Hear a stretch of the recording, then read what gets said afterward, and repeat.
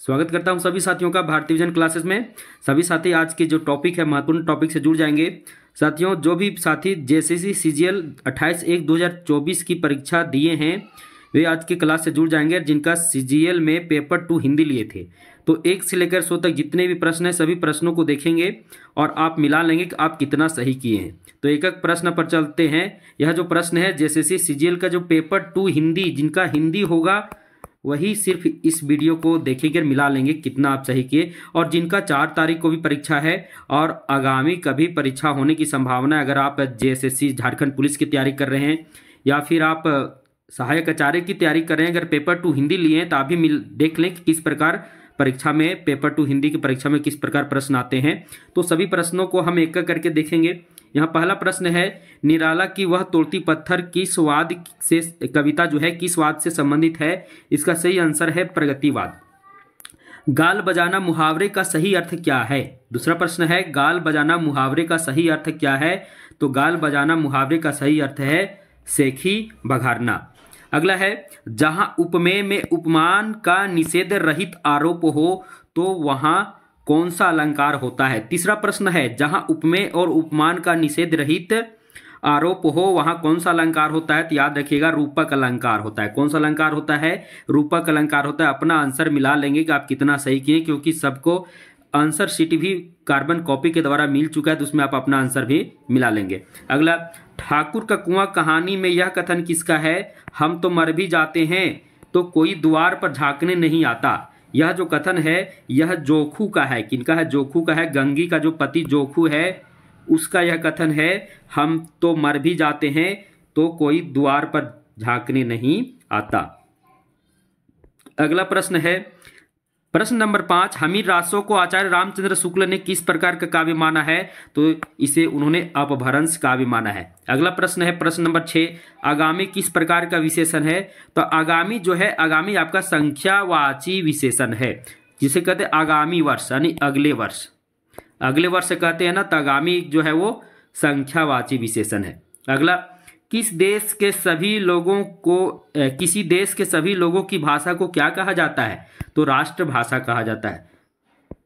प्रश्न नंबर 8, ज्वाला की पत्नी कौन सा काम करके बच्चों का भरण पोषण करती है? ज्वाला की जो पत्नी है वह कौन सा काम करके बच्चों का भरण पोषण करती है? तो याद रखना दाल दलने का काम करती है।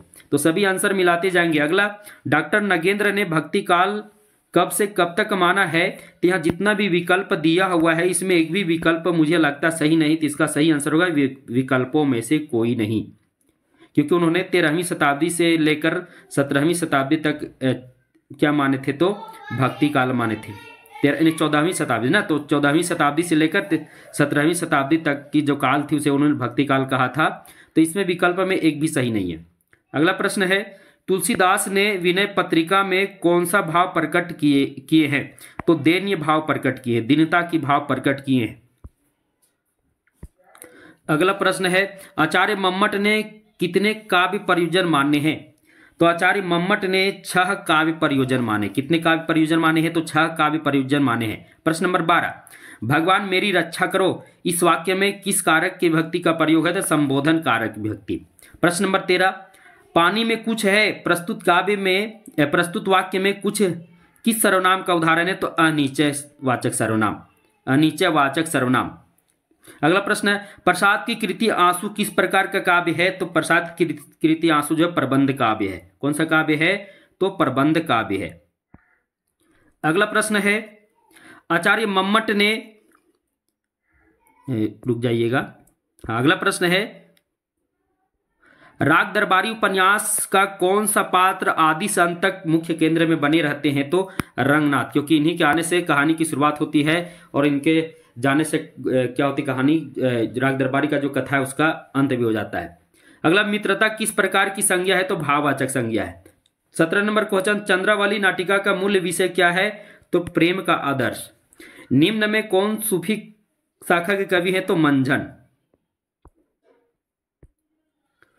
विपलता, यहाँ विपलता विपन्नता होगा, क्या होगा? तो विपन्नता होगा। यहाँ पर विपन्नता की इस अथाह सागर में सुहाग ही वह सूत्र है जिसे पकड़े वह सागर पार कर रही थी। यह कथन गोदान में किस पात्र की है? तो यह कथन जो है वह धनिया के लिए आया है। किसके लिए आया है? तो धनिया के लिए ये लेखक का कथन रहा, मतलब धनिया के विषय में यह कथन है। अगला, इस ओर यह सत्य है तब उधर प्रति सत्य भी। नीलम देश की राजकन्या कहानी में यह कथन किसका है? तो राजकन्या का है। किसका है? राजकन्या का है। प्रश्न नंबर 21, भक्ति काल के किस कवि हिंदवी शब्द का प्रयोग किए हैं? थोड़ा सा कंफ्यूजन है, परंतु कबीर दास ही होना चाहिए। नेक्स्ट प्रश्न 22, भारत दुर्दशा नाटककार, भारत दुर्दशा के नाटककार भारत दुर्दशा का सबसे बड़ा कारण किसे मानते हैं? तो अंग्रेजों के लूटपाट की नीति या समाज में व्याप्त कुरीति। तो अंग्रेजों के लूटपाट नीति को इसमें दर्शाया गया है। जिनेंद्र कुमार ने अपनी कहानियों में किसको महत्व दिया है? तो जिनेंद्र कुमार ने अपनी कहानियों में जो है वह किसे महत्व दिए? तो विकल्प में से सभी हो जाएगा। निम्न में कौन सा शब्द अर्थोत्कर्ष का उदाहरण है? तो साहसी।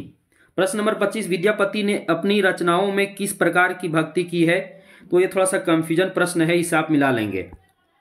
नेक्स्ट प्रश्न है, रसखान के काव्य का प्रमुख रस क्या है? तो रसखान के काव्य का प्रमुख रस जो है भक्ति रस और श्रृंगार रस है।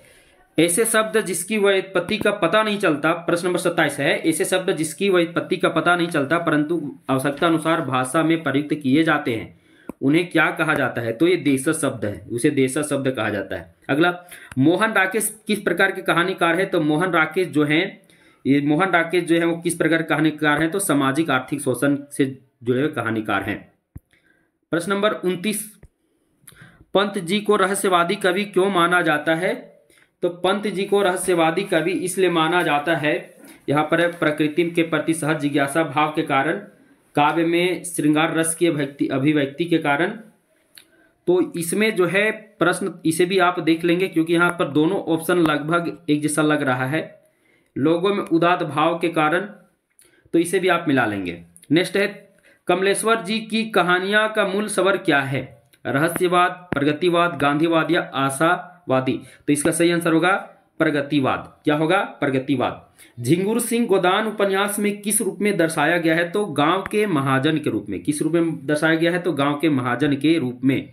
प्रश्न नंबर 32, ध्रुव स्वामी नाटक में किस पात्र का कथन है? विधान ही स्याही का एक बिंदु गिरकर भाग्यलिपि पर कलिमा चढ़ा देता है। यह जो कथन किसका है? तो चंद्रगुप्त का है। किसका है? चंद्रगुप्त का। परिंदे कहानी में किस पात्र ने एक नीला लिफाफा जूली के गोद में फेंका? तो लतिका ने। किसने फेंका? तो लतिका ने फेंका। प्रश्न नंबर 34, आधे अधूरे नाटक में कौन ऐसा पात्र है जो अपने आप को बार बार घिसने वाला रबड़ का एक टुकड़ा मानता है? तो महेंद्रनाथ।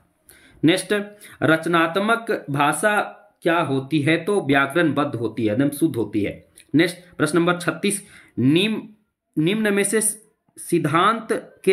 संपर्क सिद्धांत के जन्मदाता कौन है? तो संपर्क सिद्धांत के जन्मदाता जो है जी रेवेज है। कौन है? तो जी रेवेज हैं।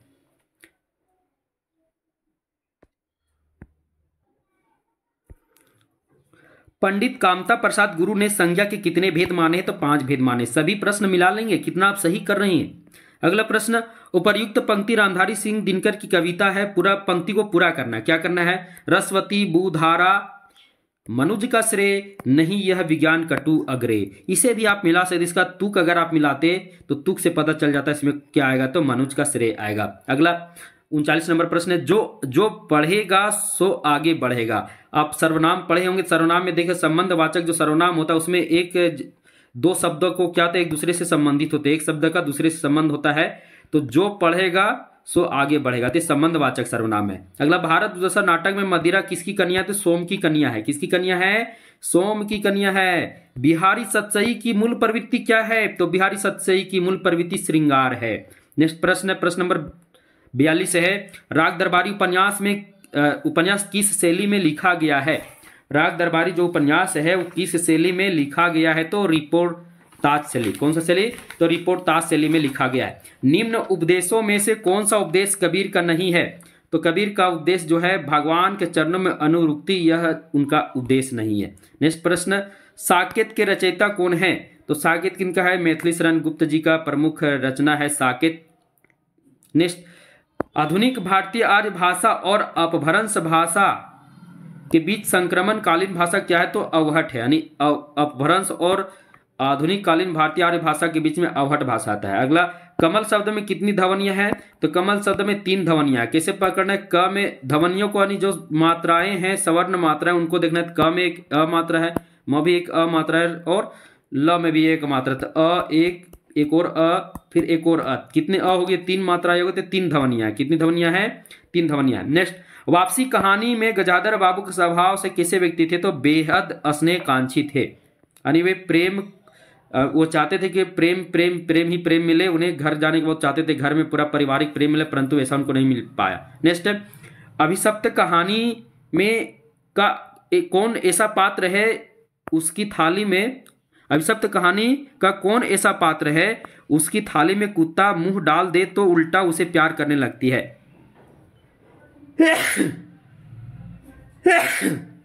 तो कौन है बताइए? तो ये जो सविता है, ये कौन है? श्रीमती शुक्ला की जो पुत्री सविता है, उसकी जो है अगर थाली में अगर कुत्ता भी मुंह डाल दे तो उससे प्यार करने लगती है। यह क्यों आया है? तो आप जब अभिशप्त कहानी को पढ़िएगा तो आपको समझ में आ जाएगा, क्योंकि यहाँ पर ज्वाला भी है। इसका जो ज्वाला का जो छोटा बच्चा था, जिसका ज्वाला का ही पुत्र जो था, वो मार देता है, गला घोट देता है। क्यों घोट देता है? क्योंकि उसे लगता है कि मेरा भोजन वो खा रहा है, मेरा भोजन, मेरा जो हिस्सा वो उसके हिस्से में जा रहा है। तो यहाँ इसी बात को लेकर श्रीमती शुक्ला कहती है कि सविता जो है उसका थाली में अगर कुत्ता मुंह भी डाल दे तो उसे उल्टा प्यार करती है। नेक्स्ट, गोदान उपन्यास की कौन नारी पात्र संघर्ष से जूझती हुई चित्रित की गई है? तो सबको पता है धनिया। इसका सही आंसर क्या होगा? धनिया, क्योंकि धनिया का प्रारंभिक जीवन से वो संघर्ष करती है और अंत तक संघर्ष करती रहती है। प्रतिवर्ष में कौन सा विशेषण है?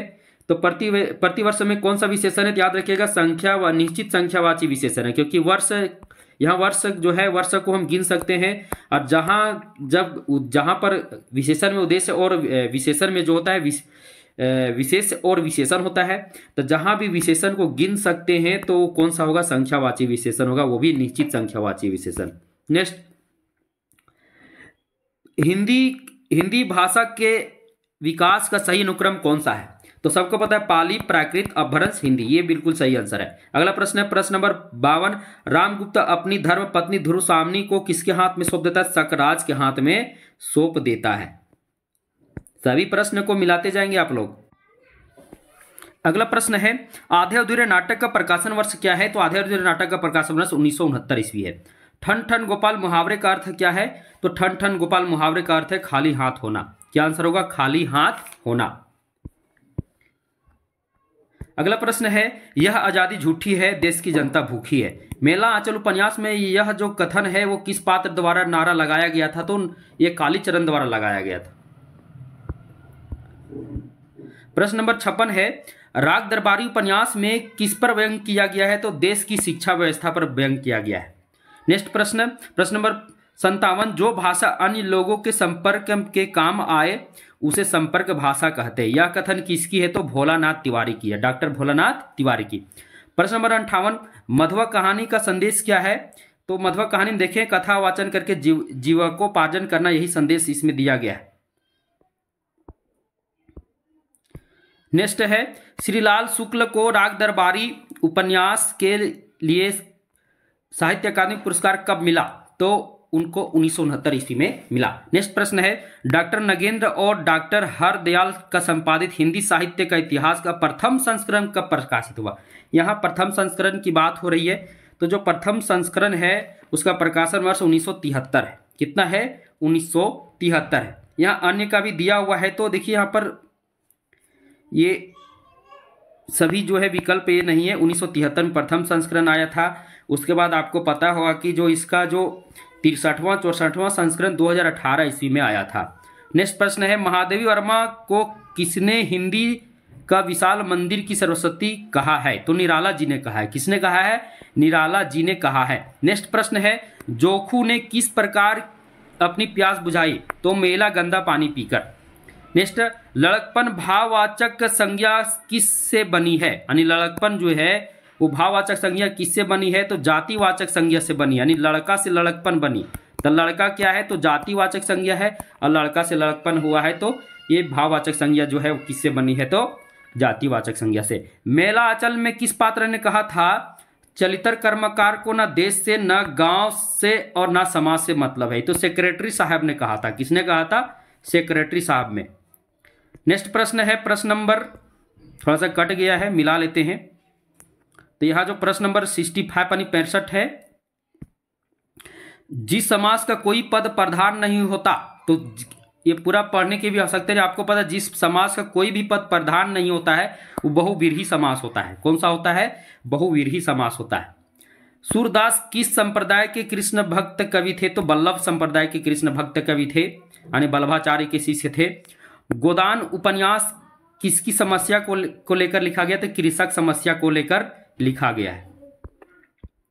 प्रश्न नंबर 68, कुछ रंग कुछ गंध सर्वेश्वर दयाल सक्सेना की किस विधा की कृति है? तो कुछ रंग और कुछ गंध जो है वो सर्वेश्वर दयाल सक्सेना की किस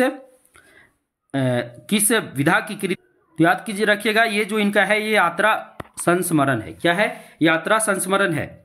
अगला है, जिस क्रिया का व्यापक फल कर्ता पर पड़े उसे अकर्मक क्रिया कहते हैं। तो आप लोगों को पता होगा, पहले के समय में पढ़ते होंगे, जब क्रिया का फल कर्ता कर्म पर पड़े तो सकर्मक क्रिया, और जब क्रिया का फल कर्ता पर पड़े तो अकर्मक क्रिया। तो क्या इसका सही आंसर होगा? अकर्मक क्रिया, क्योंकि कर्ता पर फल पड़ रहा है।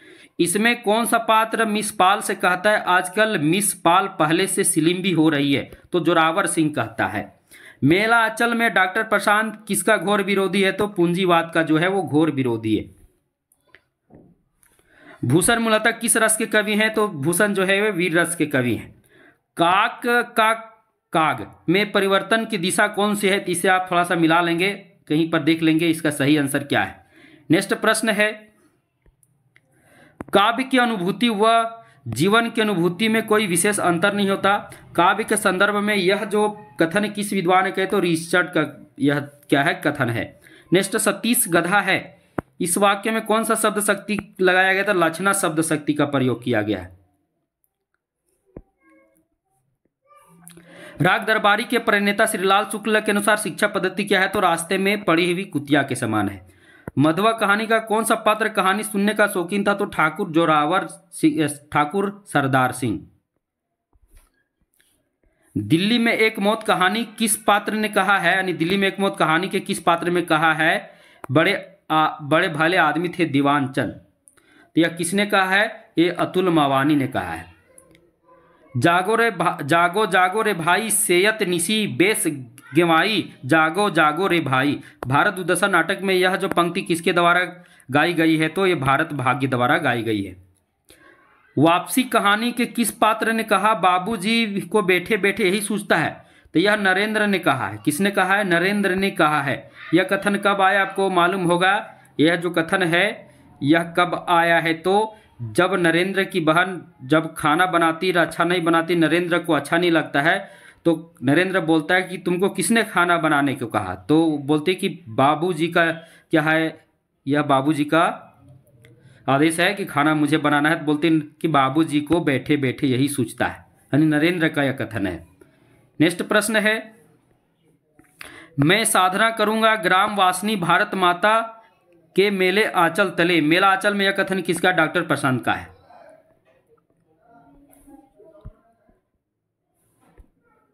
जिस सर्वनाम से सुनने वाले का बोध होता है उसे क्या कहते हैं? तो मध्यम पुरुष कहते हैं। वह लड़की आलसी है, इसमें वह जो है वो कौन सा विशेषण है? तो सार्वनामिक विशेषण है। यानी जब भी किसी संज्ञा के पहले कोई सर्वनाम आ जाता है तो उसे क्या कहते हैं? सार्वनामिक विशेषण कहते हैं। आसमान में सार्वनामिक विशेषण का एक और नाम है संकेतवाचक विशेषण। आसमान में चंदा तेरे नागार्जुन की किस प्रकार की रचना है? आसमान में चंदा तेरे, आसमान में चंदा तेरे जो है वो नागार्जुन की किस प्रकार की रचना? कहानी संग्रह है। क्या है? तो कहानी संग्रह है। अगला प्रश्न है, दही बड़ा में कौन सा समास है? तो मध्यलोपी समास है। तो इसमें मध्य पद लोप कर दिया, दही और बड़ा। अगला, सब लड़कियां एक जैसी होती है, बेवकूफ और सेंटीमेंटल। यह कथन किसका है? तो ह्यूबर्ट का है। किसका है? ह्यूबर्ट का। पसानी के भीतर भी कितने मधुर स्रोत बहते रहते हैं, उनमें मदिरा नहीं शीतल जलधारा बहती रहती है। यह कथन किसका है? धुरसानी नाटक में तो कोमा का है। नेक्स्ट, गोदान उपन्यास का प्रमुख पात्र कौन है? तो गोदान उपन्यास का जो प्रमुख पात्र है वो होरी है। प्रश्न नंबर 89, मैथिली शरण गुप्त विरचित यशोधरा किस प्रकार का काव्य है? तो यशोधरा जो है वो चंपू काव्य है। नेक्स्ट, गोदान उपन्यास का मुख्य केंद्र बिंदु क्या है? तो कृषि की प्रधानता। आधे अधूरे नाटक में सर्वाधिक आलसी पुरुष कौन है? तो महेंद्र नाथ को यहाँ बताया गया सर्वाधिक आलसी पुरुष, जो उसकी पत्नी कहती है। आचार्य रामचंद्र शुक्ल के अनुसार हिंदी रीति ग्रंथों की परंपरा किस रीतिकालीन कवि से चली? तो चिंतामणि त्रिपाठी से चली। नेक्स्ट, मुख से उच्चारित होने वाले शब्दों और वाक्यों आदि के समूह जिसके द्वारा मन की बातें बताई जाती है भाषा कहलाती है। यह कथन भाषा के विषय में किनका है? तो रामचंद्र वर्मा का है। प्रश्न नंबर हो जाएगा आपका 94, उसने परिश्रम कर रुपये जमा किए हैं, इस वाक्य में पूर्वकालिक क्रिया कौन है? तो रुपये जमा करना, यहाँ जमा करना ये लास्ट ये समापिका क्रिया है, और ये आपका जो है परिश्रम कर, यानी पहले परिश्रम किया तब रुपये जमा किए। तो पहले कौन सा क्रिया संपन्न हुआ? परिश्रम करना। तो परिश्रम कर्म जो कर है वो क्या है? पूर्वकालिक क्रिया है। उसे हंसना मुझे अच्छा नहीं लगा, इस वाक्य में हंसना क्या है? तो क्रियार्थक संज्ञा है। प्रश्न नंबर 96, अधिकांश डिंगल साहित्य की रचना किसके द्वारा की गई? तो ये चारणों के द्वारा की गई। मेला आंचल में कौन सा नारी पात्र अंधविश्वासी है? तो इसमें आपको पता होगा कि पार्वती मौसी को अंधविश्वासी माना गया है। उसे लोग पार्वती की मौसी को डायन भी लोग कहते थे। सर्वोत्तम में कौन सा समास है? प्रश्न नंबर 98 यानी 98। तो सर्वोत्तम यानी सर्वों में उत्तम, सर्वोत्तम उसे कहते हैं जो सर्व में उत्तम हो, सर्व में उत्तम। तो किसमें किस तत्पुरुष समास में आता है? कर्ता ने कर्म को करण से संप्रदान के लिए अपदान से अधिकरण में पर, तो अधिकरण तत्पुरुष समास है। अधिकरण में में और पर आता है, तो में आया ना, सर्व में उत्तम, सर्वोत्तम। आगे है, मोहन पुस्तक पढ़ता है, इस वाक्य में किस कारक का उदाहरण दिया गया? किस कारक को है? तो मोहन पुस्तक पढ़ता है, यानी मोहन पुस्तक को पढ़ता है। इसमें क्या है? तो इसमें जो आपका है वह कर्म कारक है। कौन सा कारक है? कर्म कारक है। प्रश्न नंबर आज का अंतिम प्रश्न है, डॉक्टर नगेंद्र ने द्विवेदी काल को क्या कहा है? तो जागरण सुधार काल कहा है। क्या कहा है? जागरण सुधार काल। तो ये 100 प्रश्न थे जो 28 तारीख को जेएसएससी सीजीएल की परीक्षा पेपर 2 में ये 100 प्रश्न आए थे। सभी प्रश्न को जितने भी विद्यार्थी जो 28 तारीख की परीक्षा दिए हैं पेपर 2 हिंदी के, तो मिला लेंगे और देख लेंगे आप कितना प्रश्न सही कर रहे हैं और कितना आपका गलती हुआ है। इसमें आपको पता होगा इसमें जो सही और गलत का जो नियम था उसमें क्या नियम था, आपको पता होगा कि अगर आप एक प्रश्न सही करते हैं, देखिए यहाँ पर दिया हुआ है, इसे आप समझेंगे, इसमें साफ साफ लिखा हुआ है, अगर परीक्षा में टोटल 100 प्रश्न 120 मिनट दिया गया, अगर आप एक प्रश्न सही करते एक प्रश्न के लिए 3 अंक और अगर गलत करते तो 1 अंक काटा जाएगा। तो कुल मिलाकर अगर आप 3 प्रश्न अगर गलत करते हैं तो आपका 1 प्रश्न समझिए चला जाएगा, यानी 3 प्रश्न गलती करेंगे तो 1 प्रश्न आपका क्या होगा? कट जाएगा। यानी टोटल समझ लीजिए 1 प्रश्न सही किए तो और 3 प्रश्न गलत किए तो दोनों के 1 प्रश्न आपका जो सही वो भी क्या होगा? चला जाएगा। तो ये इसका कॉम्बिनेशन है। जिनको जेएसएससी सीजीएल का, यानी सीजीएल अभी है, ये सीजीएल हो गया, झारखंड पुलिस हो गया, सहायक आचार्य हो गया, अन्य जितना भी प्रतियोगी परीक्षा है जो झारखंड से है, यानी जेएसएससी का जितना भी प्रतियोगी परीक्षा है, अगर आप पेपर 2 में हिंदी लिए हैं तो इसका संपूर्ण हस्तलिखित नोट्स भारतीय विजन क्लासेस पर उपलब्ध है। इसके लिए आपको कुछ पे करने होंगे और किस प्रकार सभी जो नोट्स आपको पीडीएफ फॉर्मेट में मिलेंगे वो भी व्हाट्सएप के माध्यम से। इसके लिए आपको इस वीडियो क्लास के डिस्क्रिप्शन बॉक्स में जाकर देखना होगा। इसका हमारा जो भारतीय विजन क्लासेस का लिंक है उसे आप देखेंगे, उससे आप जुड़ सकते हैं या फिर डायरेक्ट उसमें मेरा नंबर भी दिया हुआ, डायरेक्ट हमसे कांटेक्ट भी कर सकते हैं। साथ ही साथ वीडियो क्लासेस को लाइक कर देना और जितना हो सके फॉरवर्ड कर देना। जितने भी साथी ये परीक्षा दिए हैं उनके पास चला जाए, अपना वो मिला लें कितना सही किए हैं। और साथ ही साथ चैनल को अब तक जो सब्सक्राइब नहीं किया सब्सक्राइब कर देना और बेल आइकन को भी क्लिक कर देना, क्योंकि यह जो भारतीय विजन क्लासेस है वो क्या है, हिंदी साहित्य का बहुत ही बेस्ट प्लेटफॉर्म है जहां आपको विशेष जानकारी दी जाती है।